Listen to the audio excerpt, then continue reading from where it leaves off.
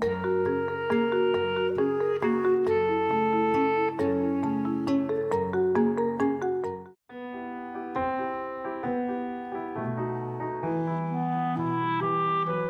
biblique nous révèle la vraie nature du péché et les inlassables tentatives de Dieu pour arracher l'homme à celui-ci. Après avoir séduit Bethzabée et provoqué la mort de son mari, le roi David se repent et demande pardon à Dieu. Il écrit alors le psaume 51, que l'on appelle le Miserere.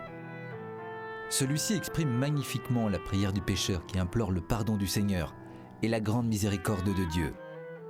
Cette prière est aujourd'hui encore celle de tous les chrétiens. Pitié pour moi, mon Dieu, toi qui es bon. En ta grande tendresse, efface mon péché. Lave-moi tout entier de mon mal et purifie-moi de ma faute. Mon péché, je le connais. Ma faute est devant moi, sans relâche. Contre toi et toi seul, j'ai péché. Ce qui est mal à tes yeux, je l'ai fait. Montre-moi ta justice et ta victoire. Dès le sein de ma mère, j'étais pécheur.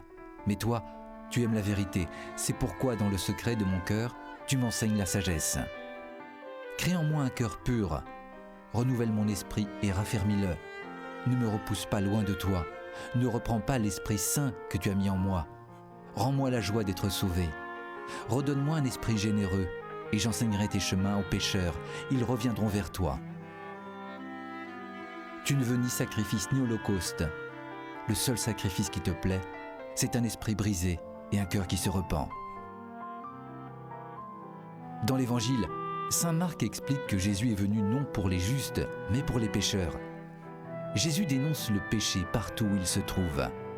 Il triomphe contre Satan lors des tentations au désert.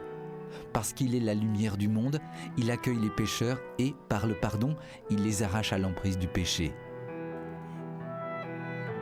Pour parler de la grande miséricorde de Dieu, il raconte l'histoire d'un fils qui partit gaspiller son héritage dans un pays lointain en menant une vie de désordre. Quand il eut tout dépensé, il commença à se trouver dans la misère. Alors il réfléchit en lui-même. « Je vais retourner chez mon père et je lui dirai « Père, j'ai péché contre le ciel et contre toi. Je ne mérite plus d'être appelé ton fils. Prends-moi comme l'un de tes ouvriers. » Puis il partit chez son père. Quand celui-ci l'aperçut, il fut saisi de pitié et courut se jeter à son cou pour le couvrir de baisers en s'exclamant « Mon fils que voilà était mort et il est revenu à la vie. Il était perdu et il est retrouvé. » Dans cette parabole, le Père c'est Dieu. Il guette le retour du pécheur, prêt à le rejoindre le premier et à lui faire confiance à nouveau. Au pécheur, Dieu redonne la place qui est la sienne, une dignité de fils.